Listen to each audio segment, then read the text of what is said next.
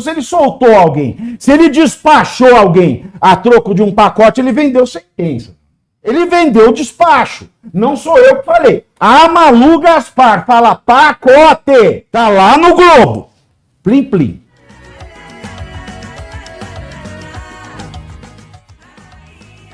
Todo mundo já deu like? Eu espero que sim. Se você disse que deu like e não deu, eu vou mandar o seu nome para o gabinete do Alexandre de Moraes, porque é fake news. É fake news. E você vai se encontrar de frente com a ira de Xerxes. E a notícia diz o quê, Pitoli? Diz que o presidente do Tribunal Superior Eleitoral e ministro do Supremo Tribunal Federal, Alexandre de Moraes, disse que o portal UOL publicou uma fake news ao noticiar informações supostamente obtidas de outros ministros do Tribunal Superior Eleitoral sobre a estratégia da defesa do ex-presidente Jair Bolsonaro em relação aos recursos usados na tentativa de reverter a inelegibilidade. O jornal garantiu que o UOL, que obteve a informação com integrantes do tribunal e manteve a sua posição em defesa do conteúdo publicado. Na sexta-feira, dia 24, o portal UOL publicou uma reportagem com o seguinte título, abre aspas, defesa matou chance de Bolsonaro concorrer em 2026, dizem ministros do TSE. Fecha aspas. De acordo com o jornal, membros da corte teriam avaliado, sob garantia do sigilo da fonte, que a estratégia escolhida pelos advogados para contestar a inegibilidade de Bolsonaro teria enterrado a possibilidade de retorno do ex-presidente em 2026. Após a publicação da reportagem, o jurista e colunista do UOL, Walter Mairovich, repercutiu o conteúdo em outro texto, criticando os ministros que teriam comentado a estratégia da defesa de Bolsonaro com o UOL.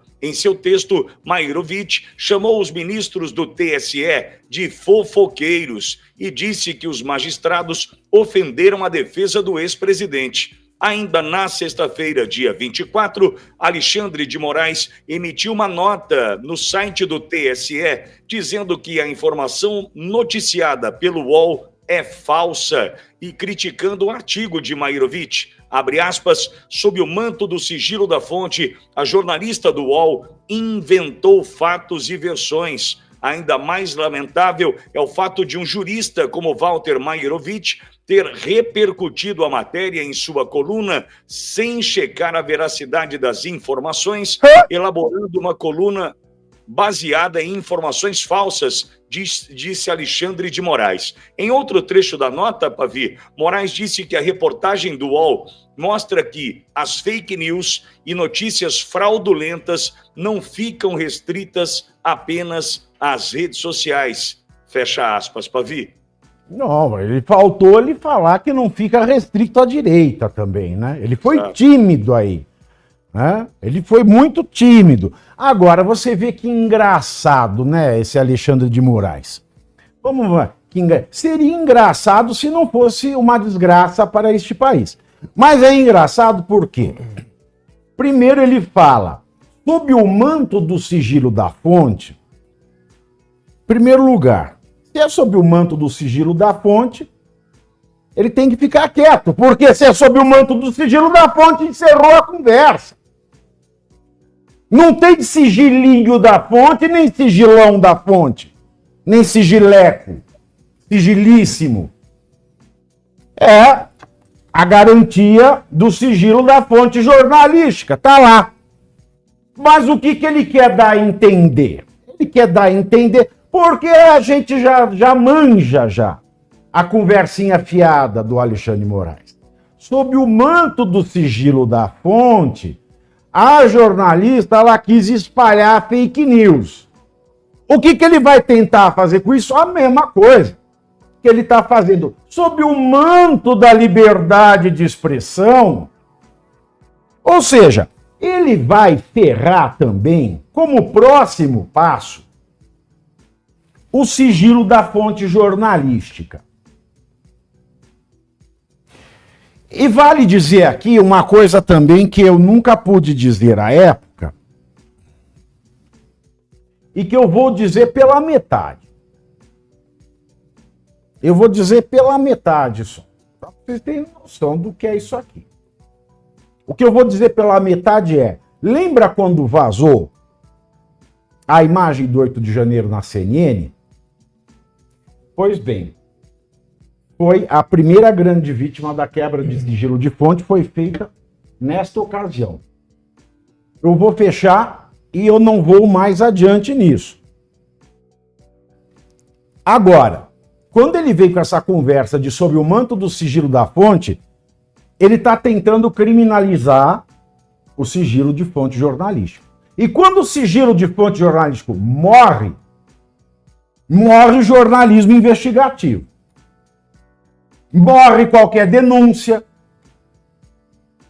E aí você consegue instaurar no Brasil, vamos aqui nos valer de uma expressão do ministro Gilmar Mendes para não correr o risco de falar bobagem. Aí a gente institucionaliza a cleptocracia. Ou o narco-estado. Aí nenhum pedófilo é mais denunciado. Aí nenhuma mulher violentada pode denunciar nada em sigilo. Porque sempre vai ter, não é nem macho alfa, um macho alfafa, para falar, ó, sob a quebra do sigilo não se podem esconder crimes. E eu falei macho alfafa.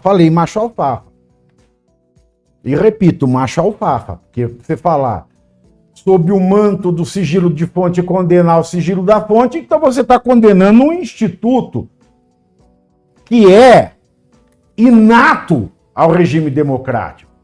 Que não dá para você te extirpar como se fosse um cancro, um apêndice, um sexto dedo do polidáctilo. Não dá! Ou tem sigilo da fonte ou não tem. Mas aí ele já fez isso com a liberdade de expressão, vale lembrar. E ele já sugeriu uma coisa na semana passada. Vamos lembrar aqui, porque eu quero deixar aqui bem pontuado para vocês. Na semana passada, o que ele sugeriu? A assessoria de imprensa dele, que a assessoria de imprensa do ministro Alexandre, Tomé, é muito engraçada. Ela pode falar tudo pro Globo.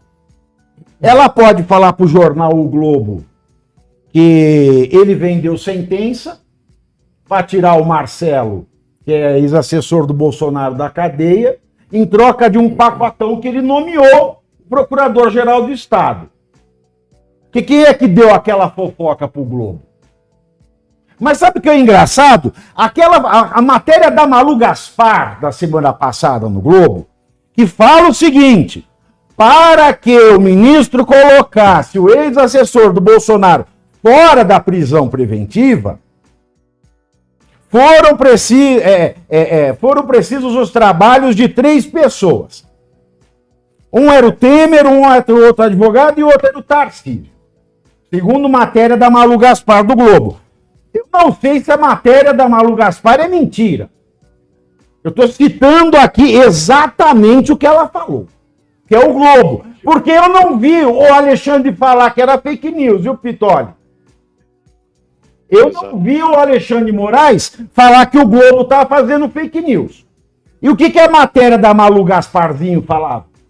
Ela falava o seguinte, que o Marcelo foi solto, o ex-assessor do Bolsonaro foi solto pelo Alexandre em troca de um pacote. E nesse pacote estava incluso a nomeação do PGE, que tomou posse ainda ontem, que os alunos foram lá fazer baderna. Não sou eu que estou dizendo isso, é a Malu Gaspar do Globo. Falou que ele fazia parte do pacote. Então, se ele soltou alguém, se ele despachou alguém a troco de um pacote, ele vendeu sentença. Ele vendeu o despacho. Não sou eu que falei. A Malu Gaspar fala pacote. Tá lá no Globo. Plim, plim. Mas aí ele não vem e fala que é fake news. Agora, do nada, out of the blue, ele sai para fazer uma nota dizendo o seguinte, Dos 12 ministros do STF, dos 11 ministros do STF, eu posso responder por todos que ninguém fez um comentário sobre sigilo. O que é muito estranho. Ou o STF está encarnado nele agora? Ele deve achar que tá.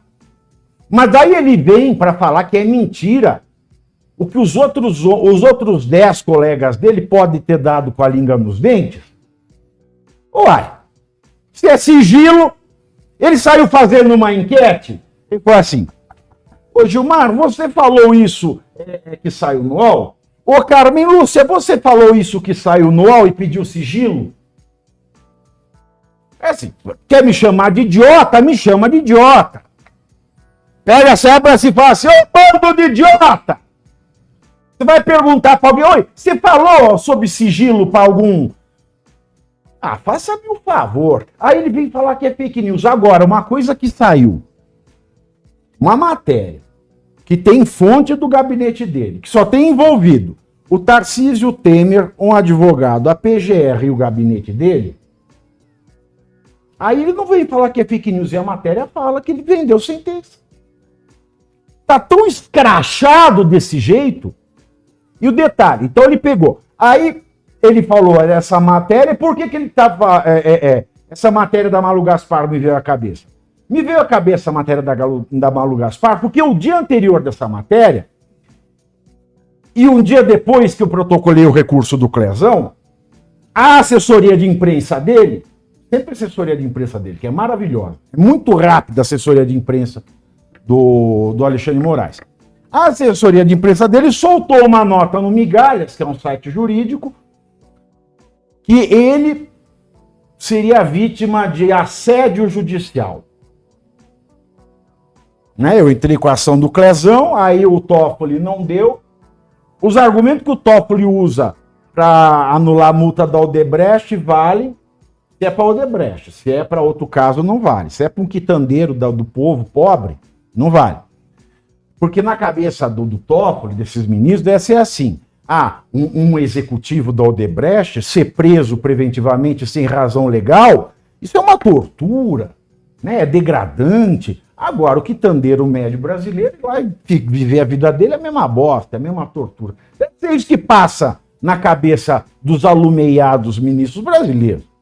Então aí ele falou que é assédio. Por que ele falou que é assédio judicial ficar movendo ação contra juiz?